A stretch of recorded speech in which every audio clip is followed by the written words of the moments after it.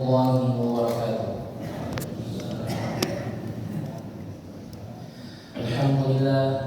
Alhamdulillahirabbil alamin wa bihi nasta'inu ala umuri dunya waddin. Wassalatu wassalamu ala sayyidina Muhammadin wa ala alihi wa sahbihi ajma'in. Segala puji dan syukur kita panjatkan atas kehadirat Allah Subhanahu wa taala yang telah memberikan kita begitu banyak nikmat, terlebih lagi nikmat iman, Islam dan ketakwaan. Kedua kalinya salat dan salam senantiasa tercurahkan kepada baginda suri tauladan umat manusia Nabiullah Muhammad sallallahu alaihi wasallam. Hadirin jamaah subuh yang dirahmati Allah, insyaallah pada misi ini, pada subuh kali ini kita akan melaksanakan kegiatan kajian subuh yang akan dirangkaikan dengan peringatan Isra Mi'raj Nabi Muhammad sallallahu alaihi wasallam 1447 Hijriah. Susunan acara pada subuh kali ini, yang pertama adalah pembukaan, yang kedua adalah pembacaan kalam ilahi, yang ketiga hikmah Isra Mi'raj yang sekaligus ditutup dengan doa. Kepada seluruh jemaah, marilah sama-sama kita membuka acara pada subuh kali ini dengan mengucapkan basmalah. Bismillahirrahmanirrahim. Mari kita beranjak ke acara yang kedua, yakni pembacaan kalam ilahi yang akan dibacakan oleh saudara Muhammad. Dengan hormat kami persilakan.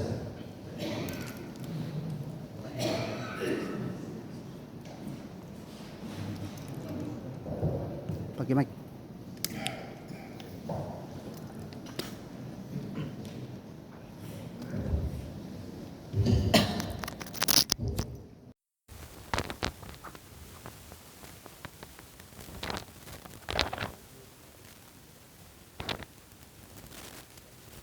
Bismillahirrahmanirrahim. Assalamualaikum warahmatullahi wabarakatuh.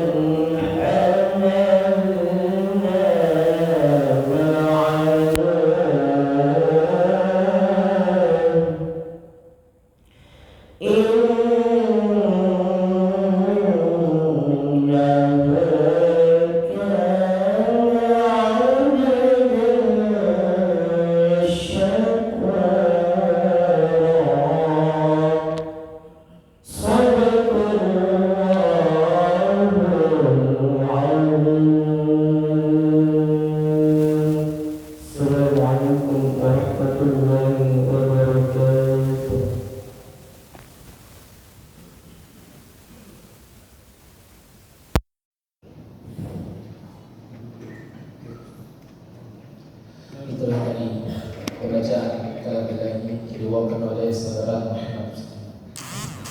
Selanjutnya hikmah Isra dan Mi'raj yang akan disampaikan oleh Al-Ustaz Al-Muqarram Profesor Dr.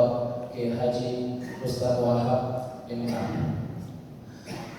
yang sekaligus akan ditutup dengan doa bersama yang dipimpin oleh Al-Ustaz. Kepada Al-Ustaz dan Muhammad kami persilakan.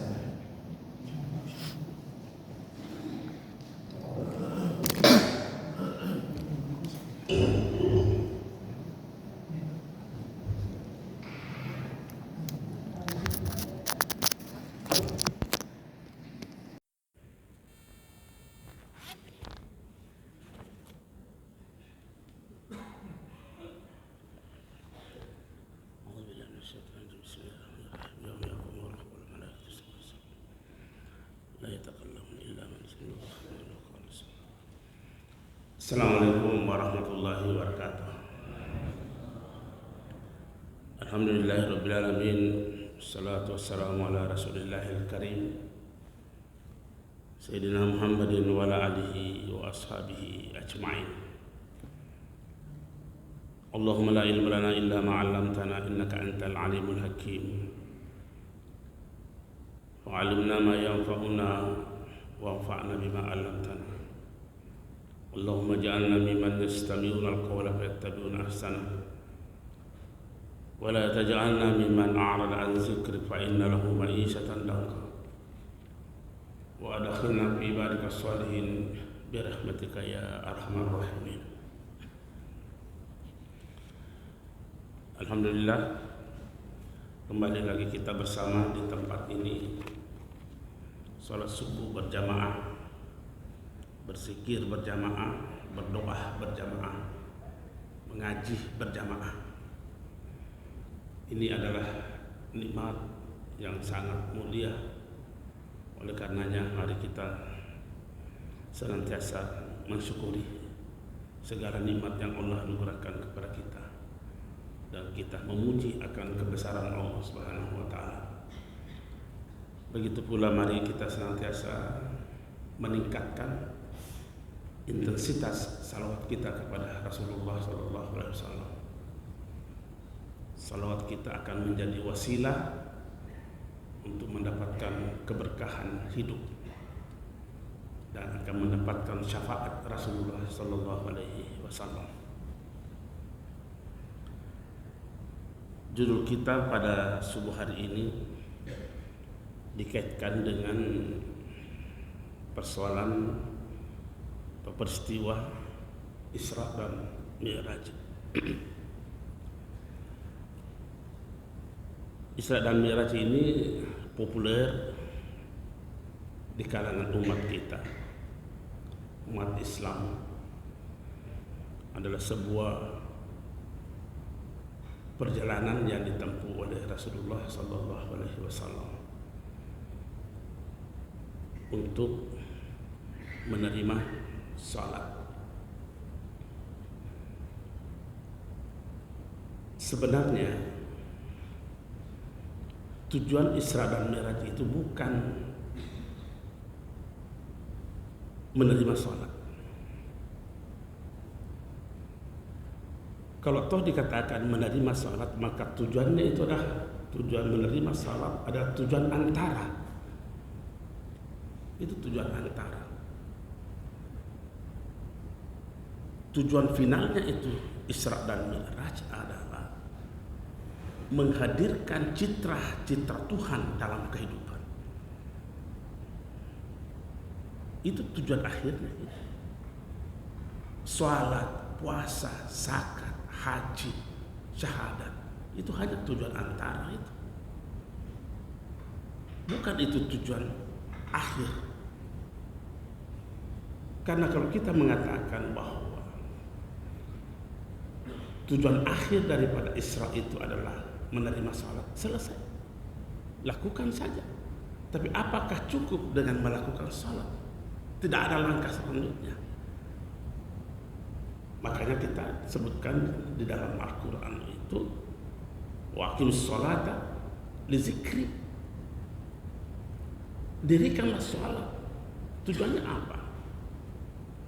Tujuannya adalah menghadirkan citra Tuhan dalam kehidupan. Jadi kalau demikian adanya, tujuan akhir daripada Isra dan Mi'raj itu adalah menghadirkan, mewujudkan citra Tuhan dalam diri.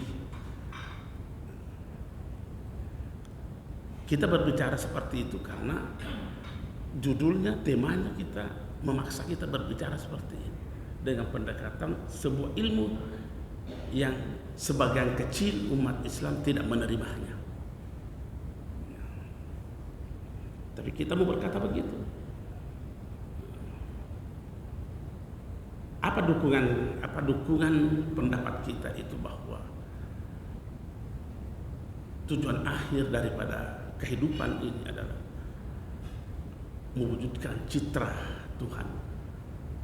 Kan ada ayat juga yang perintahkan kita, kunu rabbaniyina. Kunu rabbaniyina. Apa artinya kunu rabbaniyina? Jadilah. Jadi kita harus mencapai satu perwujudan rabbaniyin. Apa itu rabbaniyin? Berasal dari kata Rabbun. Apa itu Rabbun? Tuhan. Tidak mungkin kita mengatakan jadilah Tuhan. Tidak mungkin kita mengatakan begitu. Makanya dikasih ya unisbah. Ya di situ Rabbaniyun. Kalau begitu jadilah orang yang mampu menampilkan, menampakkan citra Tuhan dalam kehidupan ini. Kembali lagi kita mengatakan puasa, zakat, haji, semua rukun Islam itu tujuan antara. Tujuan antara, bukan tujuan akhir. Bukan tujuan akhir. Karena kalau kita mengatakan tujuan akhir, apa dampaknya? Apa dampaknya? Nah, kita ini harus berbicara tentang dampak dari seluruh ibadah, dari seluruh kehidupan kita ini. Makanya dalam perjalanan Rasulullah SAW itu dimodali dengan sebuah energi yang sangat dahsyat. Itu disebutkan dalam sebuah hadis bahwa Rasulullah SAW dikatakan dibelah dadahnya untuk diberi input dalam melakukan perjalanan. Bukan bekal apa, tapi bekal al-hikmah. Itu dalam hadis disebutkan dalam Sahih Bukhari dan Sahih Muslim. Hadisnya itu hadis yang nomornya 164 halaman 192 itu hadisnya dalam Sahih Bukhari. Itu inputnya itu. Nah pada hakikatnya kehidupan kita ini sesungguhnya manusia ini tiap hari melakukan Isra Mi'raj. Pernahkah kita tidak melakukan perjalanan menuju Tuhan? Pernahkah kita blank dalam perjalanan kita ini, dalam kehidupan kita ini? Karena kita tidak pernah berhenti dari situ. Nah, dalam perjalanan Rasulullah SAW memang inputnya adalah al-hikmah. Oh banyak sekali pengertian tentang kata al-hikmah itu. Saya hanya mau mengambil singkatnya yang namanya hikmah menurut bacaan saya. Artinya boleh dikoreksi. Boleh dikoreksi. Itu hikmah pada dasarnya setingkat di atas ilmu. Setingkat di atas ilmu, tidak sama dengan ilmu. Di atasnya. Karena hikmah itu pada hakikatnya adalah sebuah energi Tuhan ya, yang mampu menggerakkan setiap langkah manusia. Apakah gerak langkah secara zahir atau langkah secara zahir batin dengan gerakan hatirun rabbaniyun. Atau apa itu hatirun rabbaniyun? Semangat kesadaran Tuhan. Hatirun rabbaniyun. Kita sudah pernah terangkan di sini. Sesungguhnya yang menjadi penggerak dalam diri manusia itu ada hatirun rabbaniyunnya, ada hatirun akliyunnya, ada hatirun nafsaniyunnya. Itu penggerak gerakan manusia itu. Kapan manusia digerakkan oleh kesadaran nafsunya, ujung-ujungnya kejahatan.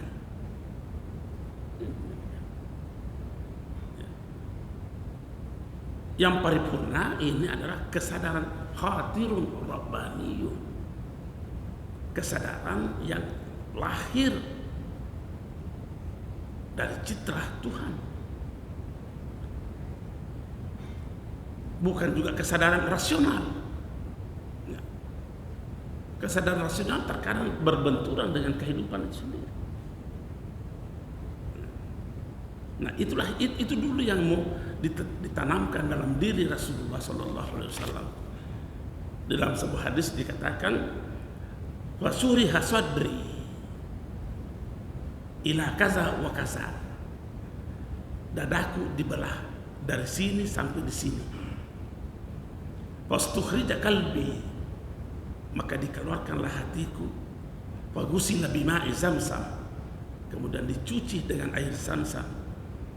Summa uida makanu, kemudian dikembalikan kepada tempatnya. Summa khusya imanan wa hikmatan, dipenuhi, diisi dengan penuh iman dan hikmah.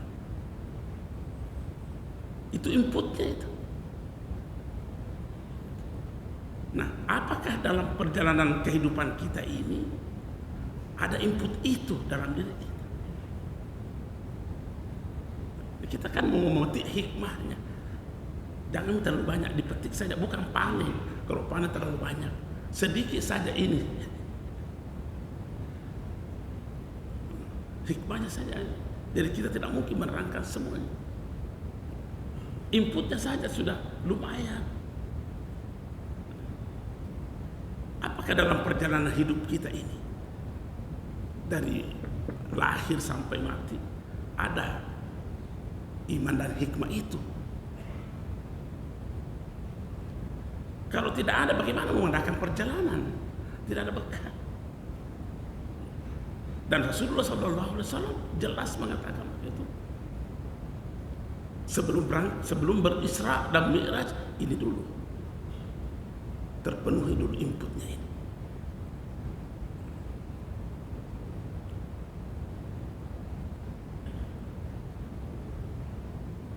Jadi kita mau mengatakan bahwa sesungguhnya, saya mau ulangi lagi,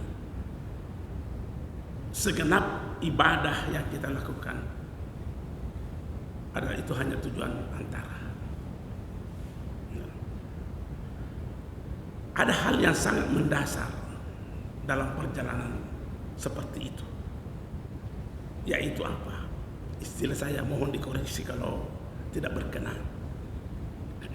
Mutlak manusia ini melakukan revolusi spiritual dalam dirinya.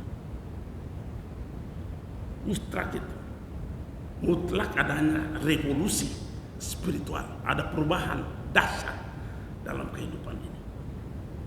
Karena kalau kita tidak mampu melakukan revolusi spiritual, apa bedanya dengan orang kafir?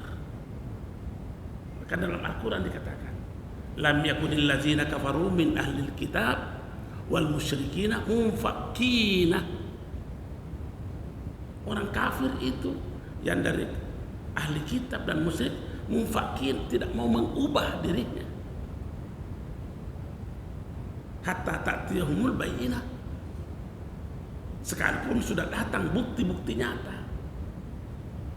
Sekalipun datang bukti-bukti nyata, kurang apa lagi bukti dalam kehidupan kita ini? Kita tidak mau mengubah Makanya saya katakan, tekankan begitu, bahwa mutlak harus terjadi revolusi spiritual dalam diri kita dalam menjalani kehidupan ini. Kalau tidak, kita gagal hidup. Kita gagal hidup.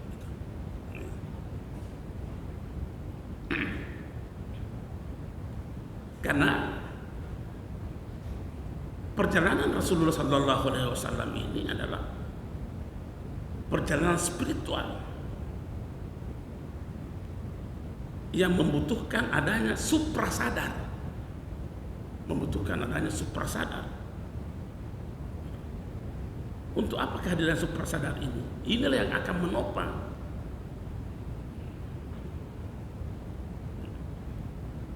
sekali lagi kita mengatakan, pada hakikatnya kita ini tidak pernah berhenti berisra dan bermi'raj. Kalau kita memahami perjalanan Rasulullah SAW, kalau kita katakan tadi adalah berupaya mewujudkan bertajallinya citra-citra Tuhan, apa bedanya dengan perjalanan kita sehari-hari? Kenapa dikatakan bahwa menerima salat?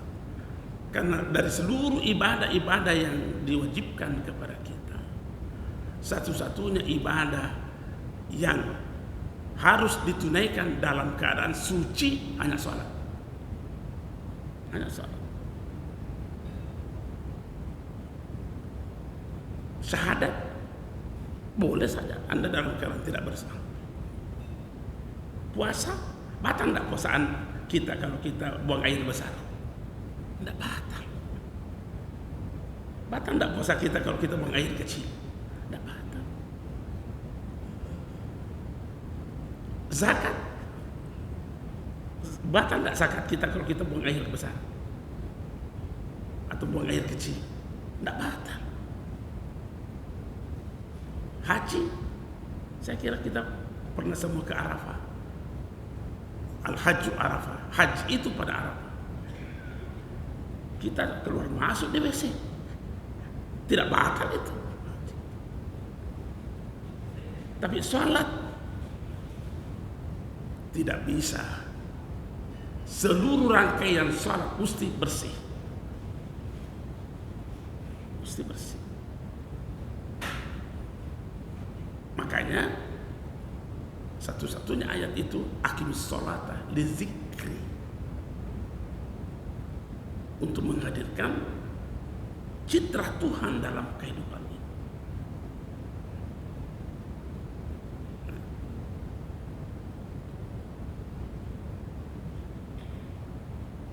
Bahasa tasawufnya, karena kita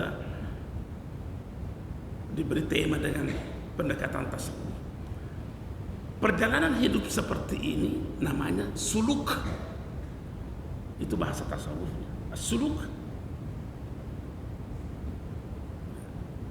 Tidak ada dalam Al-Quran kata suluk. Oh ada. Banyak kata-kata suluk dalam Al-Quran.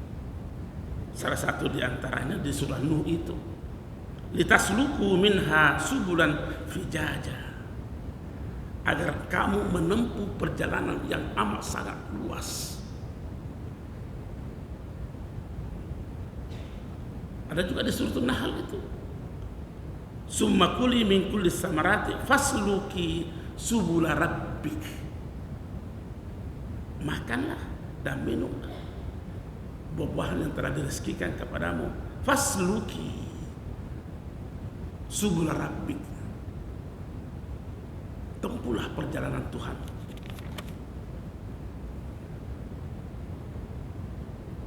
Perjalanan Tuhan ini apapun modelnya, tidak terbatas pada sholat, zakat, haji.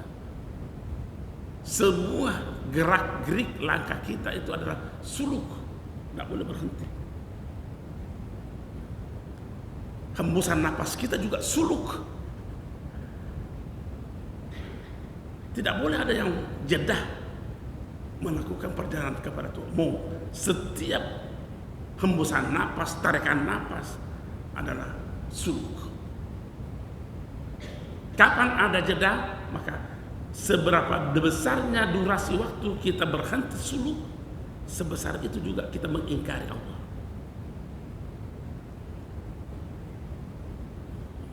Makanya itu dikatakan dalam Al-Quran, faskur rabbak iza nasit. Jangan pernah berhenti bersuluk. Cuma bahasanya berzikir. Karena ketika zikir itu dirangkaikan dengan kata Allah, nggak ada bahasanya. Nggak ada bahasanya. Nggak boleh diterjemahkan dengan mengingat. Mengingat itu pekerjaan akal. Akal tegas dalam Al-Quran, bukan kerjanya berkaitan dengan substansi wujudnya Allah. Nggak bisa. Saya sudah pernah terangkan di sini. Dua pekerjaan itu, allazina yazkurunallah qiyaman wa qu'udan wa yatafakkaruna fi khalqi. Dua pekerjaan ini, zikir objeknya Allah, pikir objeknya adalah makhluk. Mengingat bahagian daripada pekerjaan akal. Ketemu enggak itu? Tidak ketemu. Tidak ketemu. Makanya kita mengatakan bahwa kita membutuhkan revolusi spiritual dalam kehidupan ini. Kalau tidak akan bisa sampai. Tidak akan bisa sampai. Nah, puncak perjalanan Rasulullah SAW, jadi dari hulu ke hilir, dari awal sampai akhir, di mana puncak perjalanan Rasulullah SAW? Kita tahu seperti dibaca dalam Al-Quran, ada Sidratul Muntaha. Apa itu Sidratul Muntaha?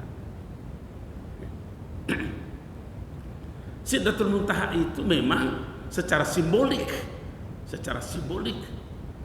dikatakan pohon bidara, tapi tidak mungkin pohon bidara. Tetapi kita mengatakan apa artinya muntaha?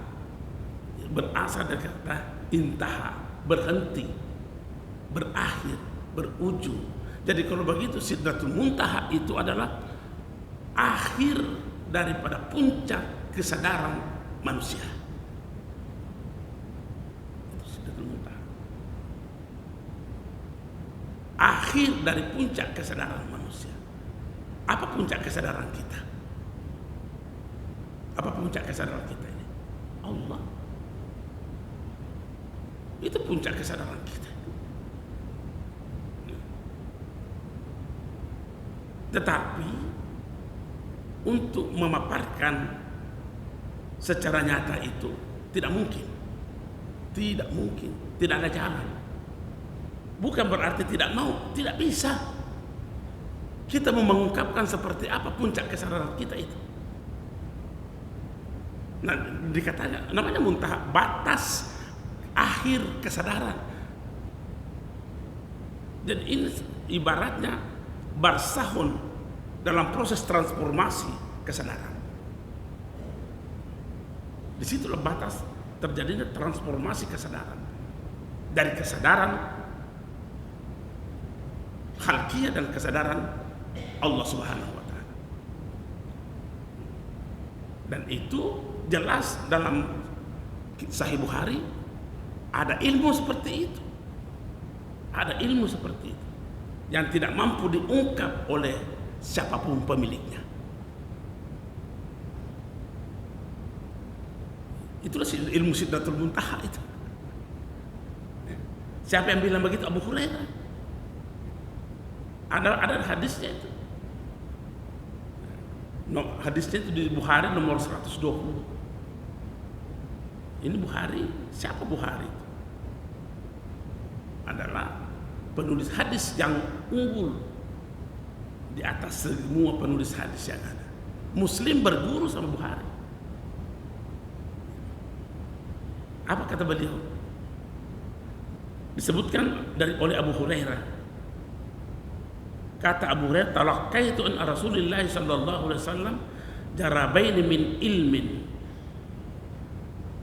Saya telah mendapatkan dua kantong-kantong ilmu dari Rasulullah sallallahu alaihi wasallam.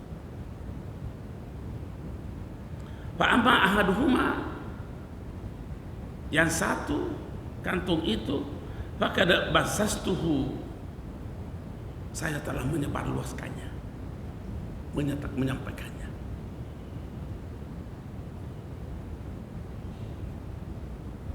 Wa amal akhar, yang lain kedua, yang lain adalah falau basastuhu, sekiranya aku menampakkannya,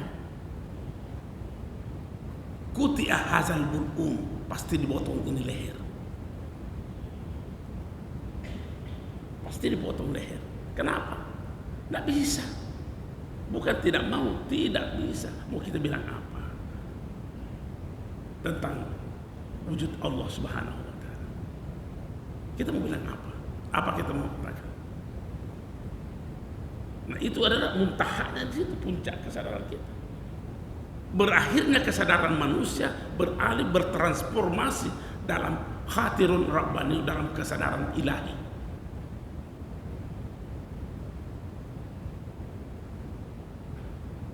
Ini bahasan lain sama kita kalau hari. Nah, persoalannya sekarang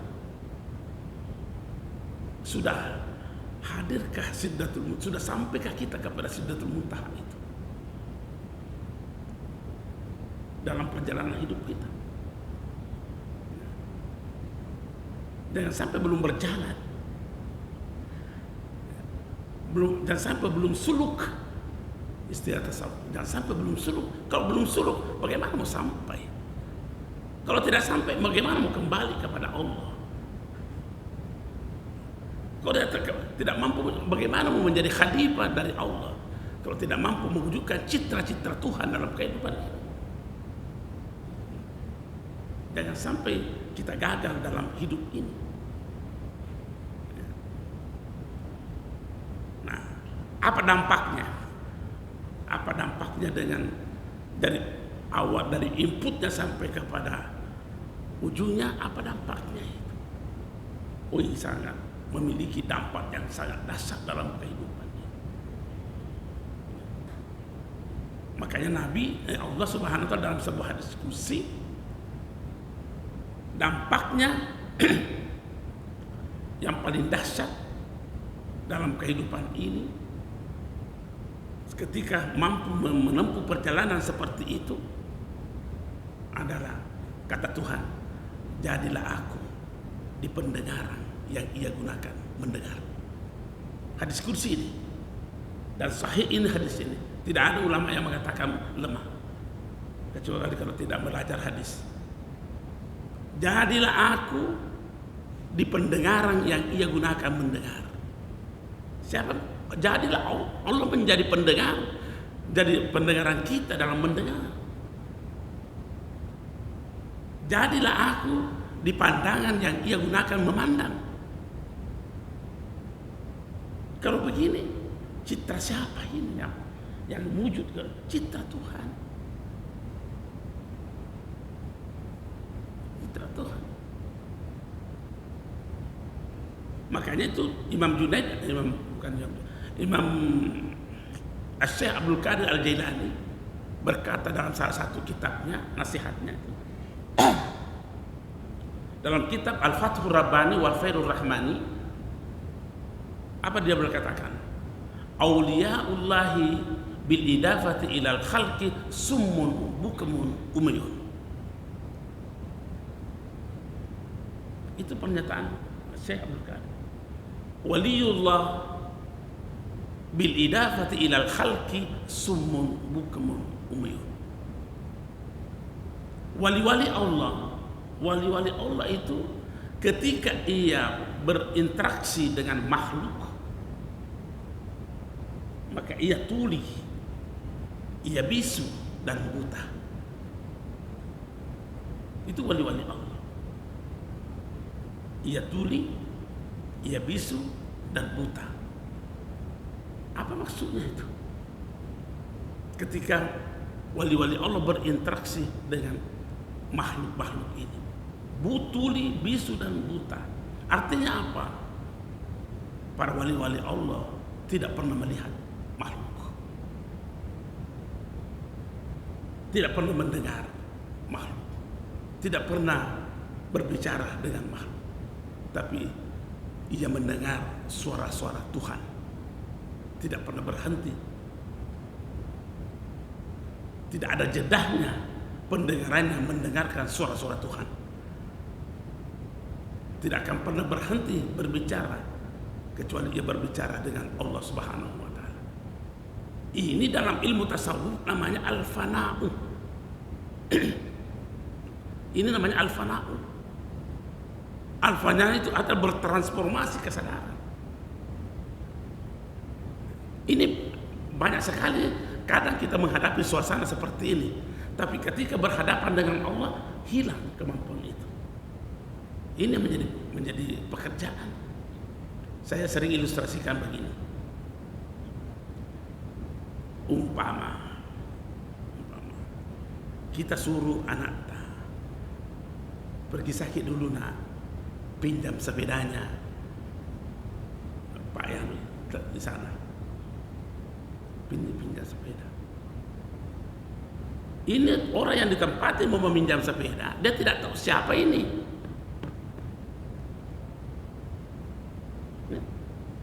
Yang dia lihat hanya anak kecil,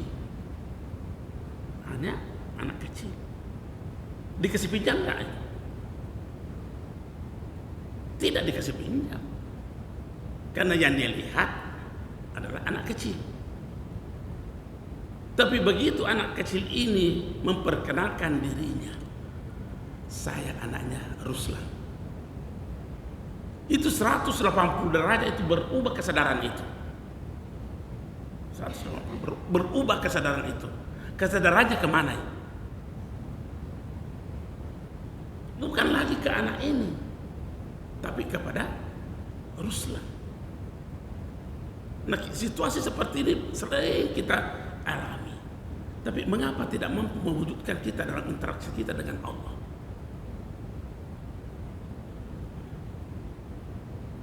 Pasti itu 180 derajat berubah itu. Masukin mau ke apa nak? Bahasa-bahasa indah yang kedua.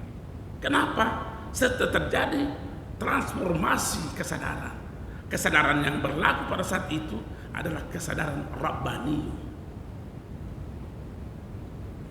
Makanya para wali-wali Allah itu perjalanan hidupnya hanya berkisar kepada keagungan dan keindahan.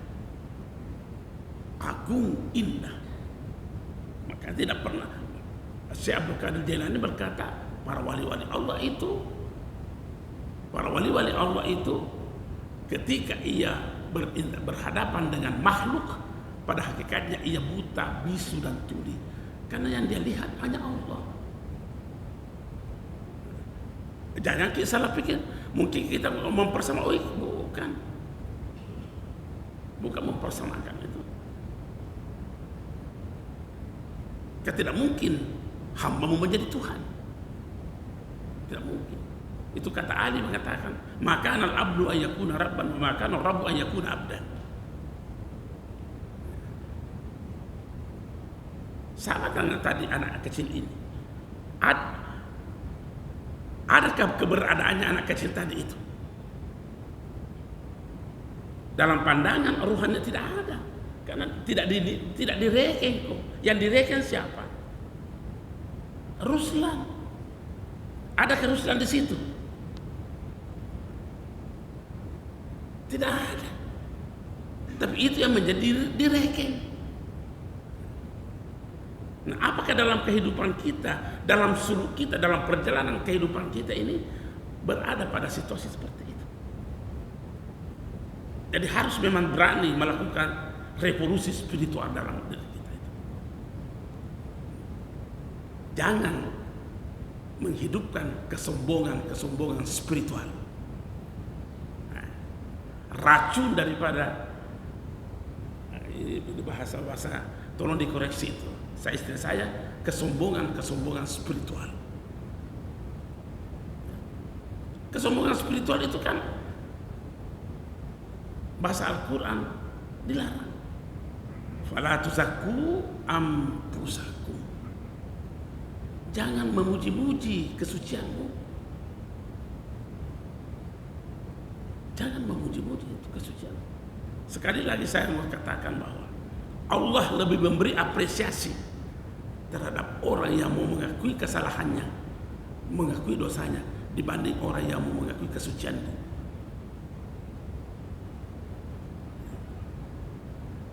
Nah, kalau perjalanan kita ini Isra dan Mi'raj dalam konteks kemanusiaan kita, kehambaan kita, kehidupan kita ini selalu hadir kesombongan spiritual, tidak bisa sampai.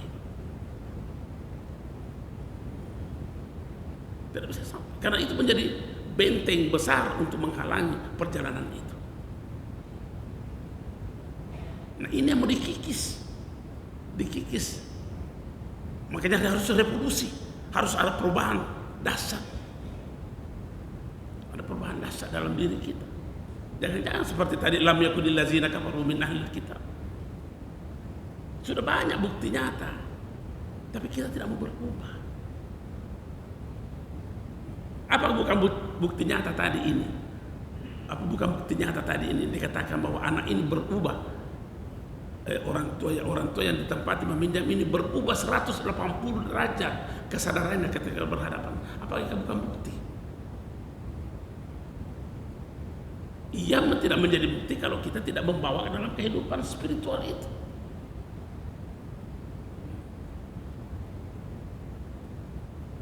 Makanya dalam membaca Al-Quran itu, lam yakunil ladzina kafaru min ahlil kitab wal musyrikina munfakin hatta ta'tiyahumul bayyinah. Tidak akan mengubah dirinya, padahal bukti-bukti nyata telah datang pada dirinya. Al-bayyinah, fakta, realitas. Apakah bukan realitas kehidupan tadi itu? Berubah 180 derajat ini. Perubahan kesadaran. Bukti nyata, tapi kenapa kita tidak mau berubah? Nah, jangan di situ minal ladzina kafaru. Orang yang mengingkari. Nah, disebutkan dalam Al-Quran itu, bukti nyata yang disebutkan dalam Al-Quran itu Rasulullah Sallallahu Alaihi Wasallam. Salah satu bukti nyata yang ditampilkan oleh Rasulullah berisra dan bermi'rajnya ini. Cuma masalahnya mengenal Rasulullah Sallallahu Alaihi Wasallam itu berbeda-beda manusia. Ada model Abu Lahab, ada model pendeta Bahira, dan ada model Khalid bin Walid. Tapi misalnya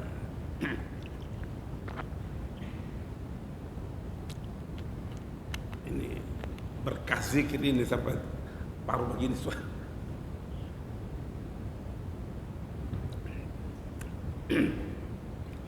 Dari Kendari PP 2 kali, baru masuk Bone, baru masuk Sopeng, ya, begini suara. Sampai di sini masuk rumah sakit nyonya. Jadi tidak bisa pada tidur. Tapi saya minta izin sama nyonya tadi, maaf nih, ini saya mau ke iya.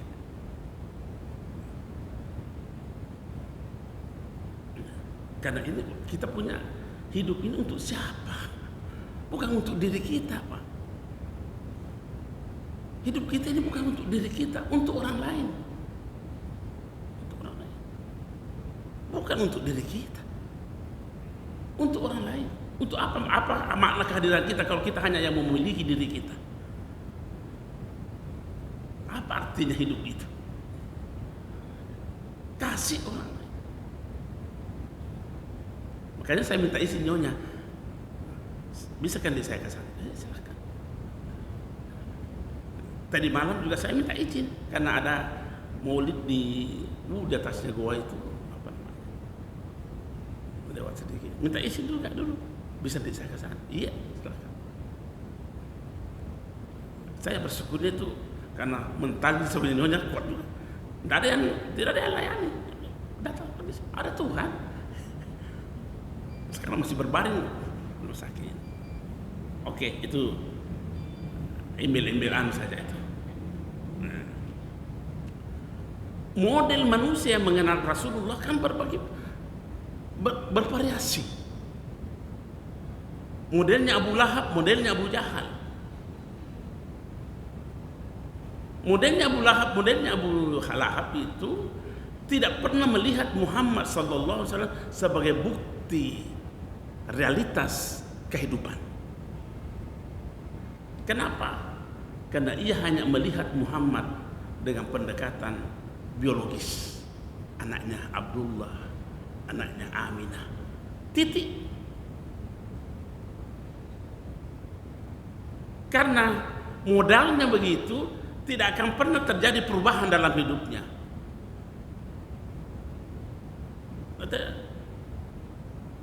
Karena dia hanya melihat Muhammad dengan pendekatan biologis. Anaknya Muhammad, anaknya Abdullah, anaknya Aminah. Selesai.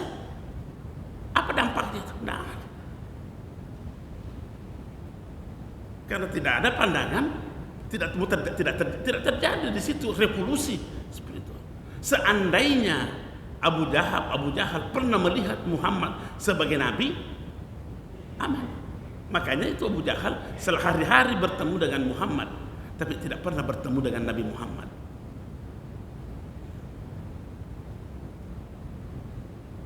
Hari-hari berbicara dengan Muhammad, tapi dia tidak pernah berbicara dengan Nabi Muhammad.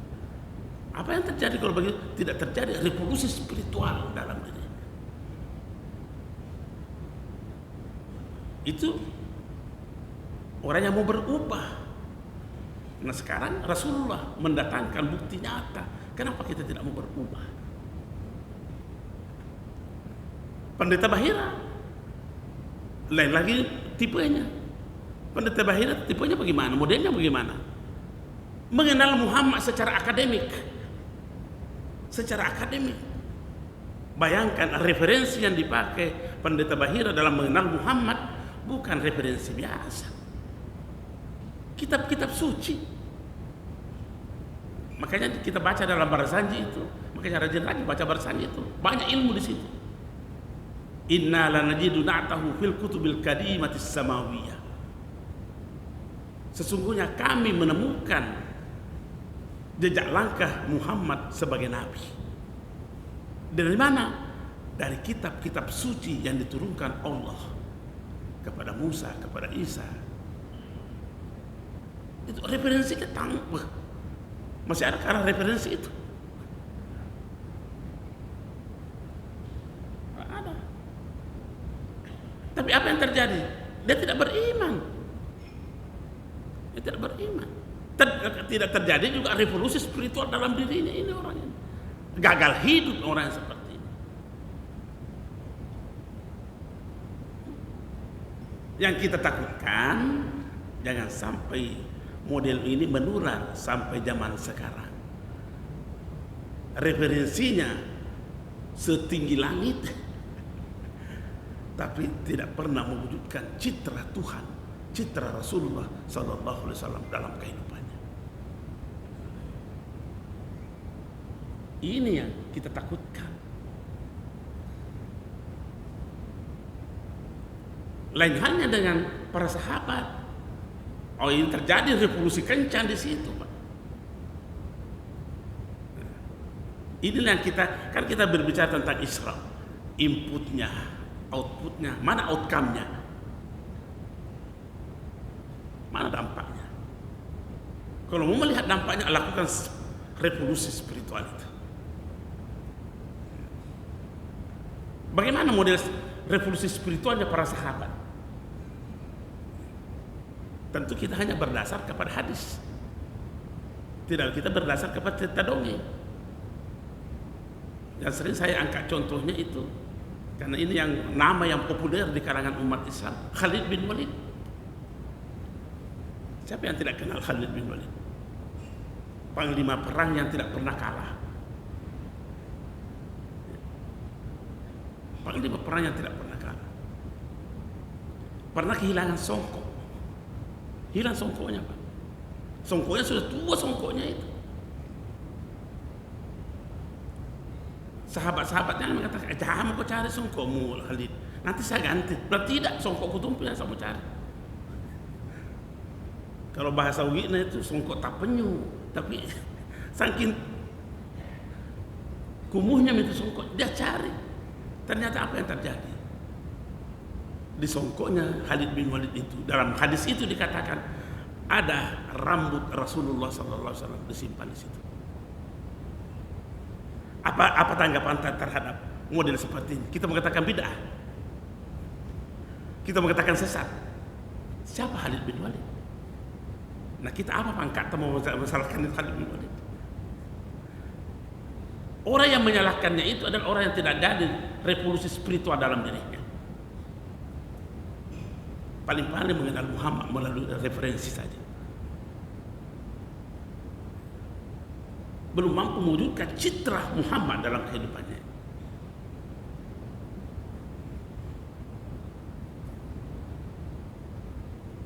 Ambil lagi contoh satu, Bilal. Dengan itu dalam hadis dikatakan ya betadirunahu. Ada juga lafaz mengatakan yaktatilunahu. Citranya begini. Sewaktu Nabi mau sholat asar di luar kota Mekah, karena pergi berkemah di sana, keluar mau sholat asar, Bilal berteriak, Rasulullah sudah mau sholat, Rasulullah mau sholat. Para sahabat itu ya betadirunahu, berlomba. Ada juga lafaz mengatakan yaktatilunahu. Yaktatilunahu agak kencang lagi. Kalau bahasa Bugis itu yaktatiluna nasional. Nasional. Berebutan dengan tenaga yang kencang itu. Ya, apa yang mau direbut di situ? Bekas wudhunya Nabi Sallallahu Alaihi Wasallam. Baca bagi hadisnya itu. Apa yang dia lihat mereka itu? Biologisnya Rasulullah bukan. Nah, ini yang mau dicapai. Sudah adakah dampaknya itu dalam perjalanan hidup kita itu? Berisra dan bermiraj. Kita tidak pernah berhenti itu.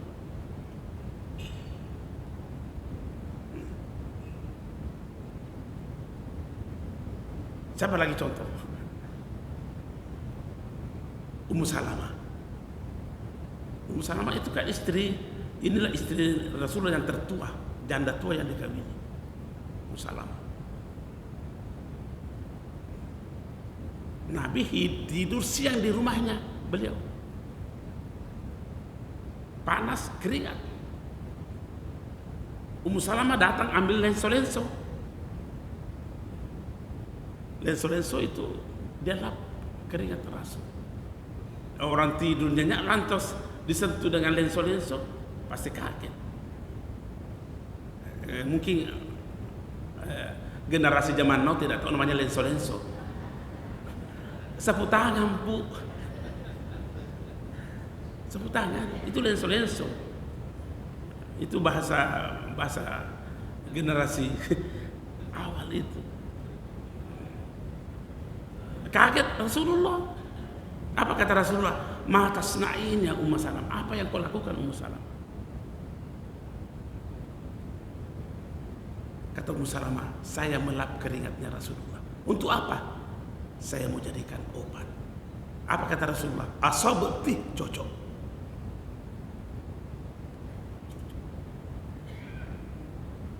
Kira-kira kita hidup di zaman itu melihat pernyataan, apa tanggapan kita dengan munculnya paham-paham yang lahir di zaman sekarang ini, sedikit-sedikit sesat bid'ah.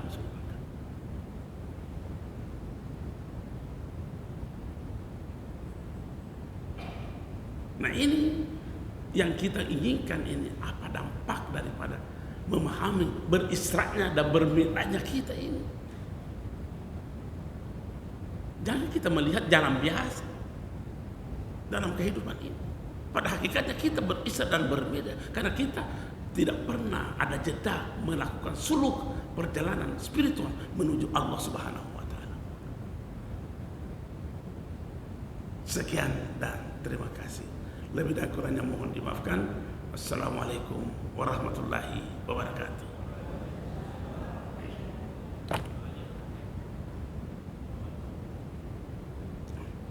Mari sama-sama kita berdoa Mudah-mudahan insyaallah Allah mengijabah doa kita.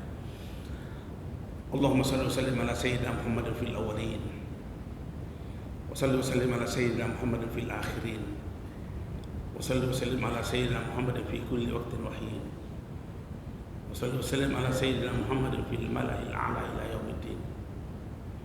Allahumma bi rahmatika ammana waqfina syarra ma ahammana wa ala hubbika wa hubbi nabiyyika Mustafa Muhammadin sallallahu alaihi wasallam.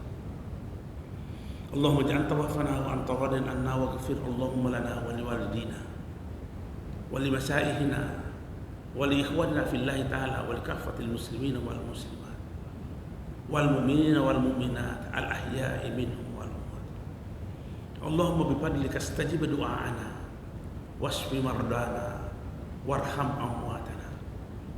Allahumma ja'al fi qalbina nuran wa fi basarina nuran wa yaminna nuran wa yasarina nuran wa fawqina nuran wa tahtina nuran wa amamina nuran wa khalfina nuran wa ja'alna nuran bi rahmatika ya arhamar rahimin. Wa sallallahu ala khairi khalqika sayyidina wa maulana Muhammadin sallallahu alaihi wasallam. Walhamdulillahi rabbil alamin. Al-Fatihah. Assalamualaikum warahmatullahi wabarakatuh.